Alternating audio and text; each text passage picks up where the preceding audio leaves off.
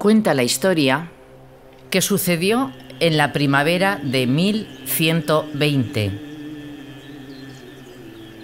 La expedición de los almorávides, encabezada por Ibrahim ibn Yusuf, gobernador de Sevilla, había partido hacía más de 2 semanas del valle del Guadalquivir, con destino al Ebro. Discurriendo por territorio enemigo era el trayecto más comprometido.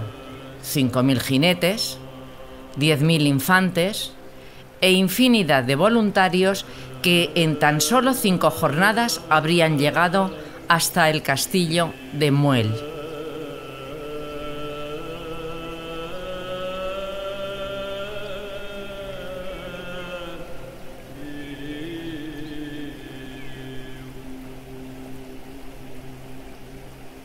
Ya son 300 millas las que hemos recorrido para llegar hasta Teruel.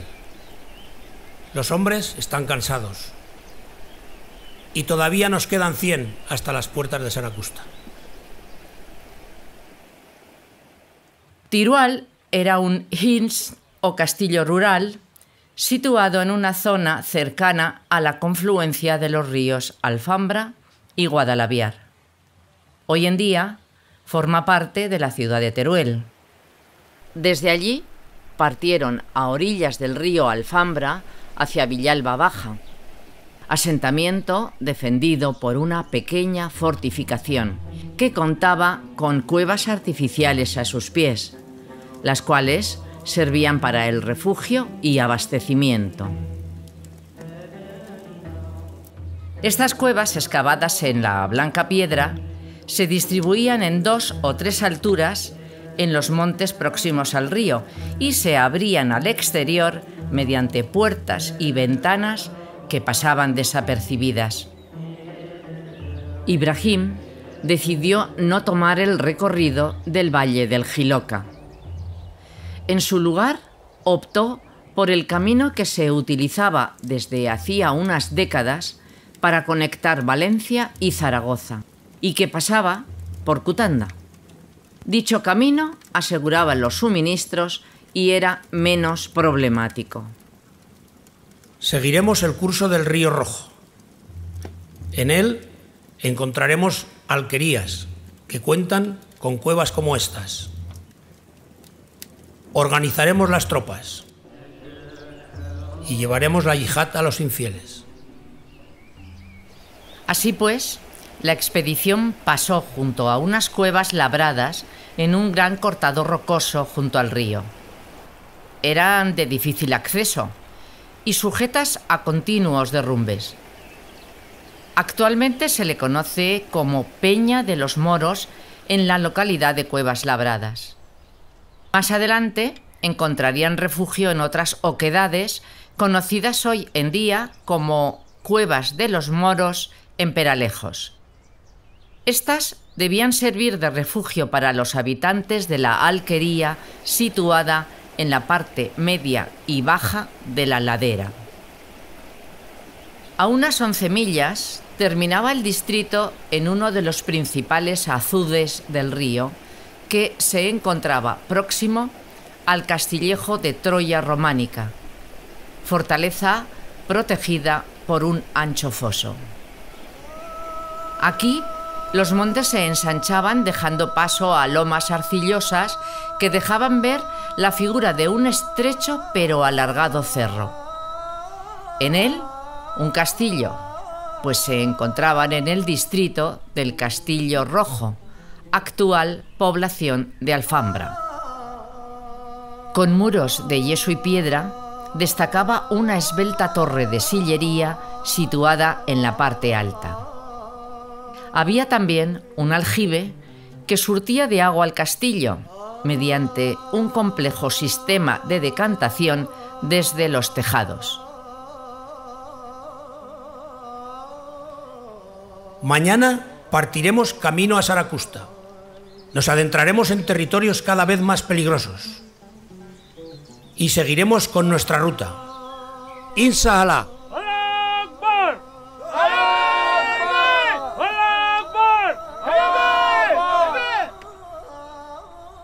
El camino a Zaragoza pasaba junto a otras alquerías defendidas por pequeñas fortificaciones, hasta llegar a una estrecha cañada que ascendía al altiplano.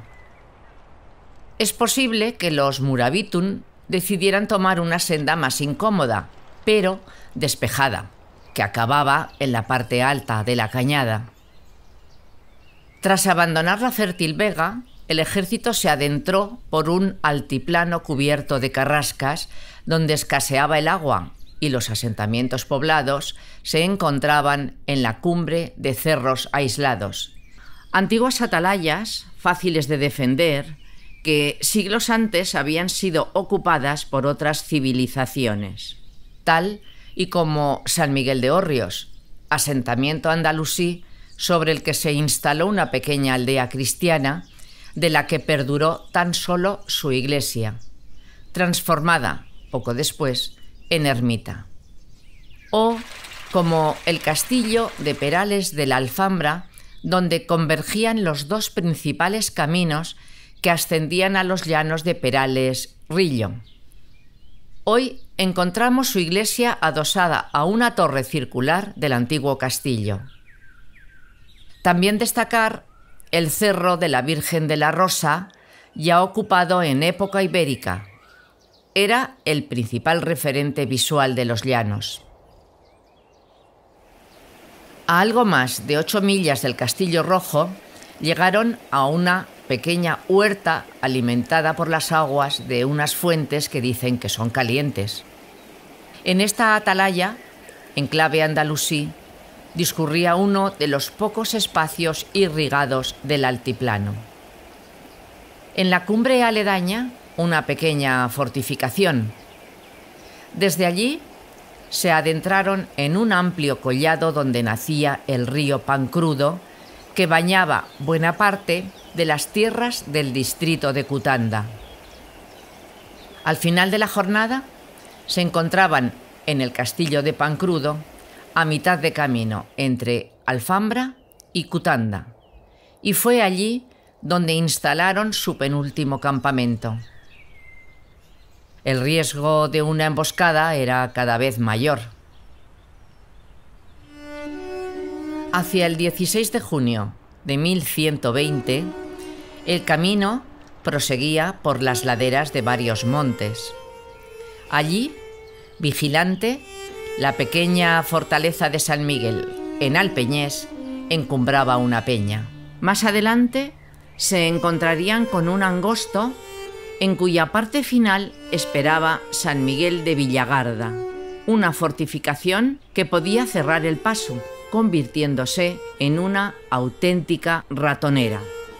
Era la vía más rápida para llegar hasta Cutanda, pero el terreno era propicio para emboscadas y los cristianos estaban cerca. Por ello, la expedición debió evitarlo dando un rodeo.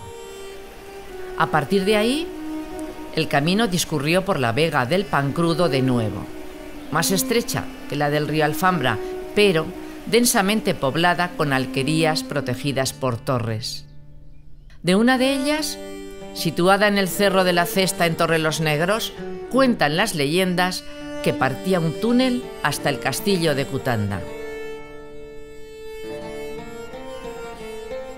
Un poco más adelante, frente a una pequeña fortificación conocida como el Castillo de Barrachina, asentada junto a la Rambla de Nueros, comenzaba la vaguada que conducía a Cutanda. Al fin, las tropas y los animales de carga encontraron asentamiento sin necesidad de pasar por el cercano Castillico de Cervera.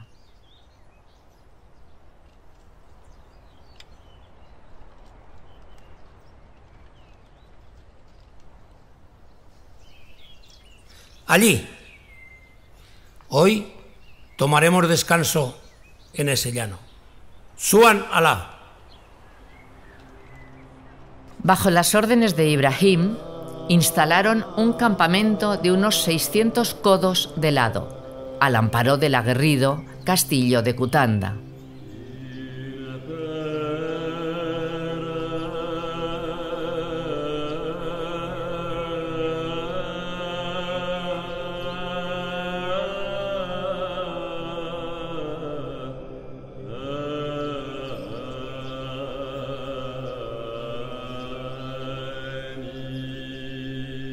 Nadie pudo prever que la expedición acabaría a la jornada siguiente, aniquilada por las tropas de Alfonso I el Batallador, el 17 de junio de 1120, en la que hoy conocemos como la Batalla de Cutanda.